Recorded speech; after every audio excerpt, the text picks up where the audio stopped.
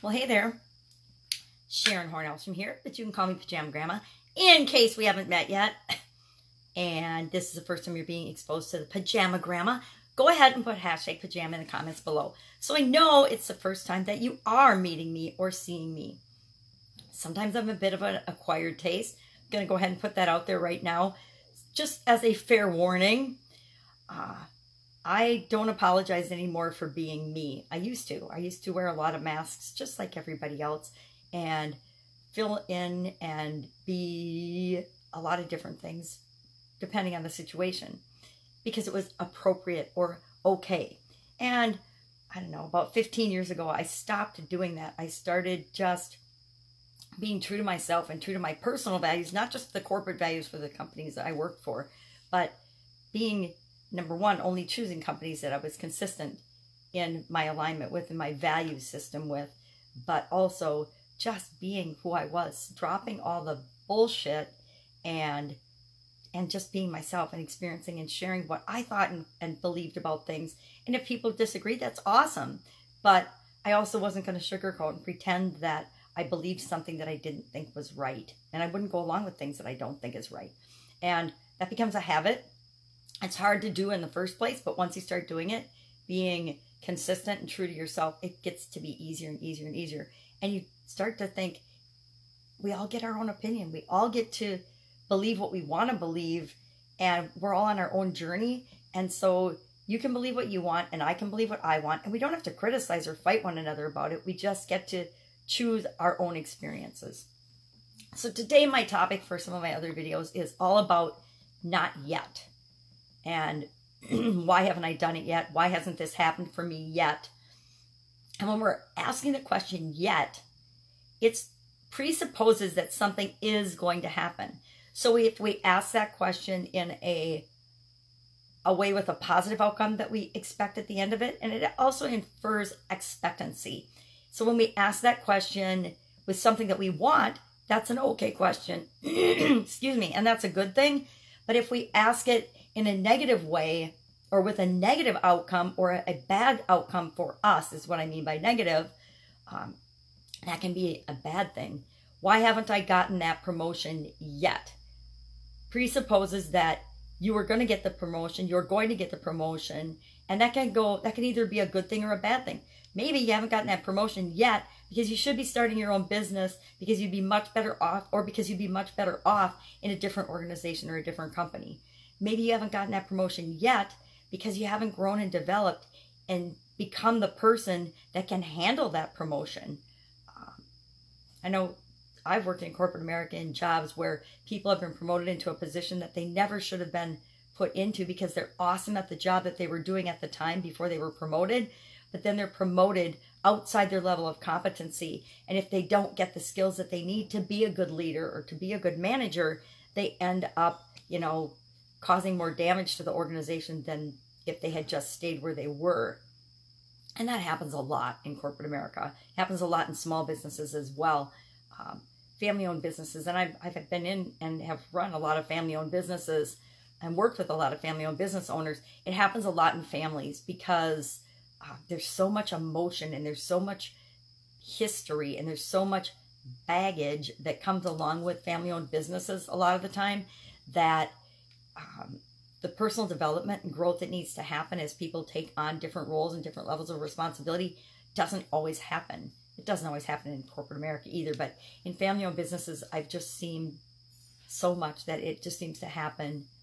It seems to be more blatant than it is in, and maybe because of the nepotism, as it is in traditional businesses where it's just a bunch of employees that have been hired from all different walks of life.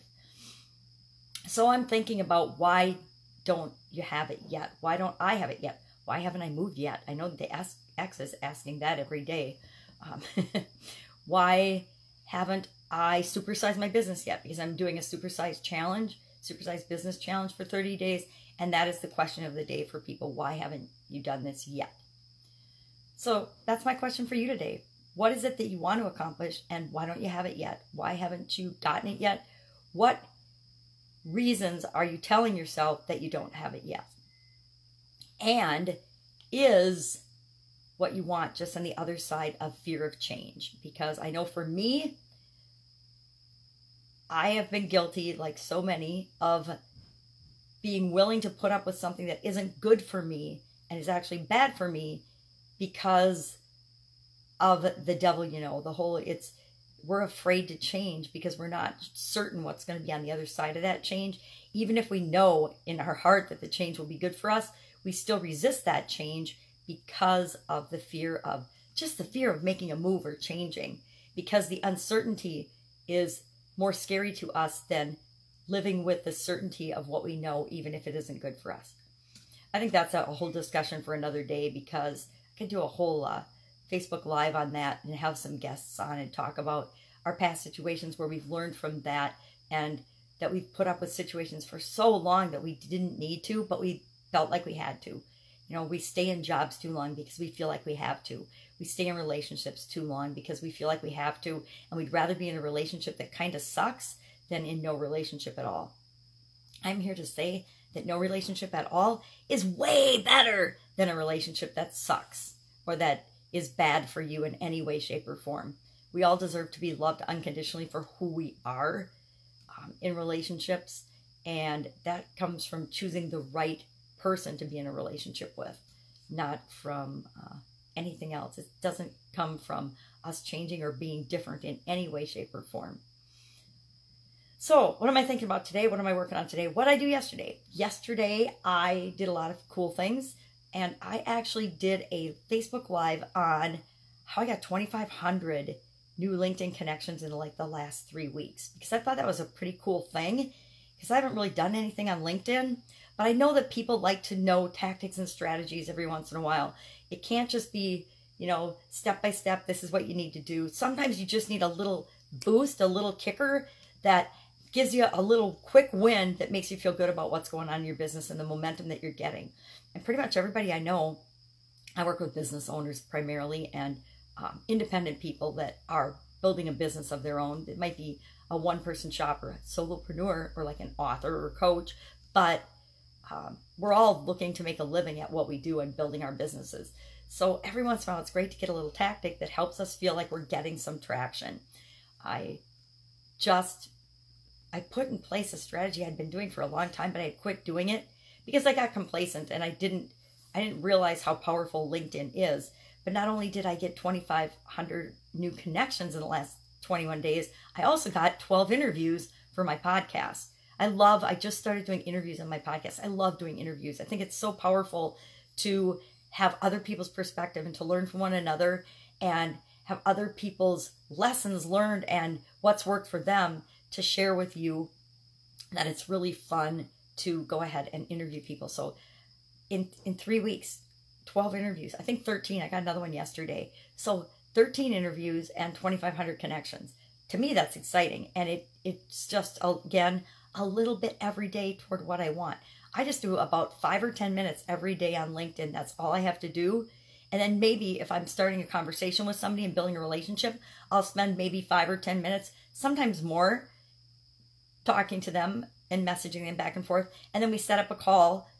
So I've got like 13 calls set up for, and I've already done some of them, for the interviews and lining up the interviews and scheduling them. And I'm really flexible in scheduling interviews. I schedule them since I'm in my pajamas most of the time and can make my own schedule, and I move things around as I see fit with other obligations. It's easy for me to be flexible. And I can batch do interviews. I could do them all in one day if I want. I don't really want to, but I could, and then just release them over time.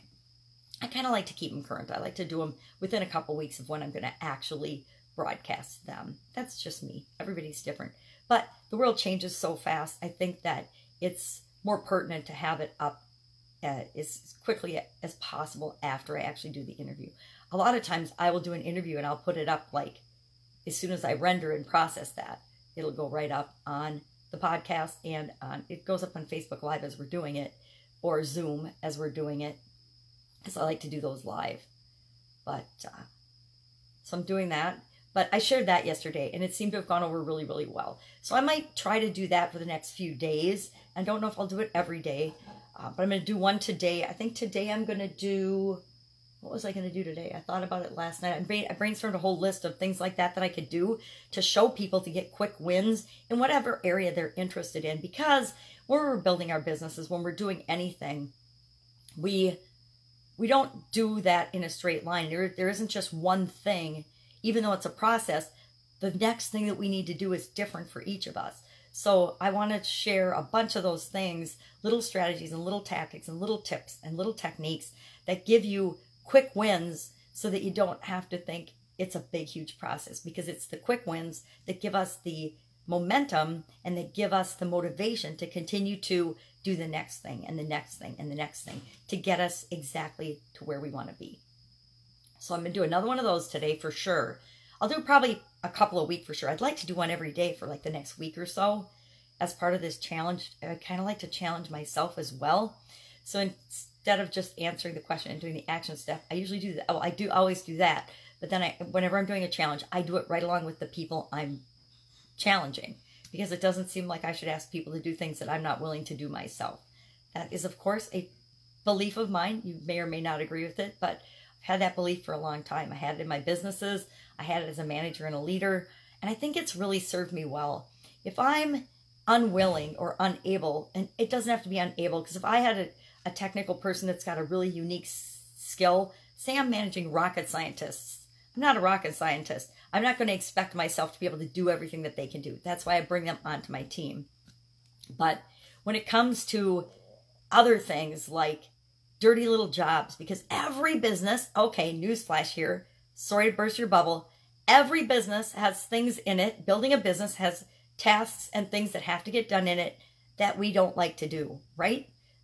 There's things I do every day because I know they're important to build my business that I don't love to do right now. Will I do them always? Heck no. But am I doing them right now? Yes, because I know that I need, and maybe this is just for me, I need to understand what's involved in doing that before I can optimize it and then find someone else to do it or expect someone else to do it.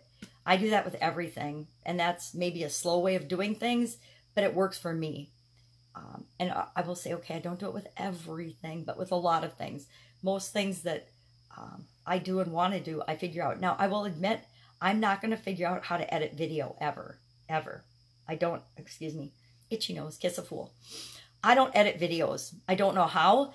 I'm sure I could learn. I'm 100% confident that I could learn how to edit videos.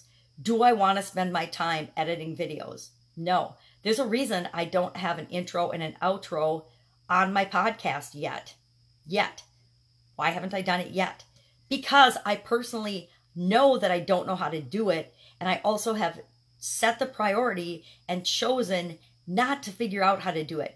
Now, I'll admit that yesterday I might have spent some time listening to music again for my podcast because I'm trying to pick music for it. But again, I wasted probably an hour, and I say wasted because I didn't pick one. I didn't pick a song. I don't know what the right music is for my podcast, so I haven't picked it yet. And I know that that is not my area of expertise. So I will get somebody to help me do that and somebody to recommend. I have to write my intro and I have to write my outro. And I've done a couple batches of it, but now I'm working on supersizing your business and helping people supersize their business. I'm continuing to narrow my focus so that I can focus on my one thing, just like I coach everybody else to do. I have to do it myself as well. I can't be all over the board when I'm teaching people that they need to focus on their one thing. So I'm demonstrating by leading it by example how I am honing in on and doing the same things that I coach them to do for one thing in my life. Even though, like probably a lot of you, I've got a gazillion different interests, a ton of different things that I'm doing all the time and interested in. I'm sharing as I'm moving from offline businesses to online, one thing and exactly what I coach other people to do. So do as I say. No, do as I do and say, not just do as I say. I have to do it too. Again, another one of my beliefs. I believe that you can't expect people to just do what you say. It's like if you're a parent and you're telling your kids to do a certain thing or be a certain way and you're behaving in a different way. Say I tell my kids they can't drink, but I'm drinking every night. I don't think that's going to work, right? You can't do that. You can, but it's not going to be effective because People are always going to model and do what you actually do. So if you're seeing results that you don't like in your organization, in the people that work for you or the people that report for you, or in your children perhaps, you got to step back, take a look and ask yourself, where did this come from? Am I in any way, shape, or form demonstrating or modeling a behavior that I don't want to see? If I'm always late for meetings,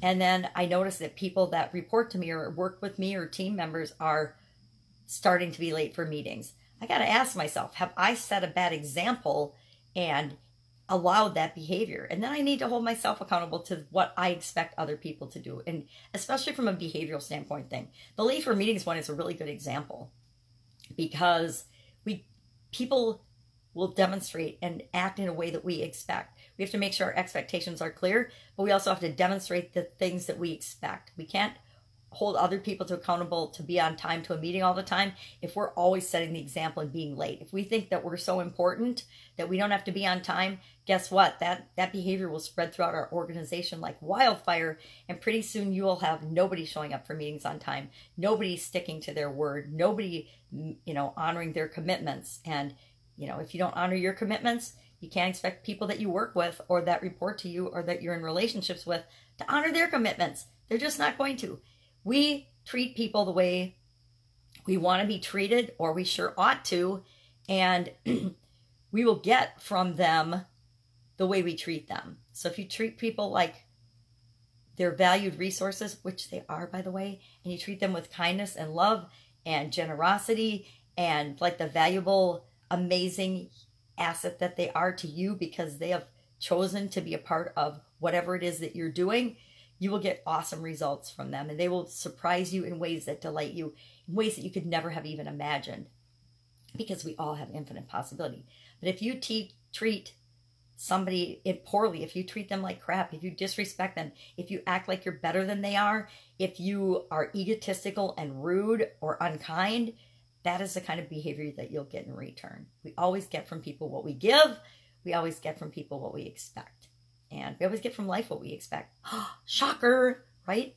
So busy, busy, busy. Fun mastermind day. Love mastermind days. What else have I got going on? Always stuff. Always something. Anyway, have a fantastic day. If you have any questions for me, go ahead, put them in the comments below. I am here to help in any way, shape, or form that I can. Let me know what you need. If you have any, thoughts or feelings about what I said, go ahead and share those too. If you're scared, go ahead and message me and share your thoughts or feelings. If you want to out me and say, okay, well, I don't agree with what you said about setting the example at all, Sharon. This is what's happened in my organization. Go ahead, just drop me a message and we can chat about it. That's it. Have a fantastic day. Again, this is my little diary or diarrhea of my mouth of what I'm doing to transition from the brick and mortar world, corporate world of offline businesses to help them get an online element. It's a lot of business that's always going to go on offline. Hello, yes, the online world is super powerful, but it isn't the only way that business is transacted. It isn't what makes the world go round, despite what, some digital marketers and internet marketers and marketing gurus would like us to believe. It's just a piece of it. But it's a very cool, important, easily leveraged piece that can help you supersize your business. That is why I am showing people how to do that, because it's too powerful to ignore, although it isn't our entire business, right? All right, have a fantastic day. I will see you tomorrow with another What's She Up To Now. Pajama Grandma out.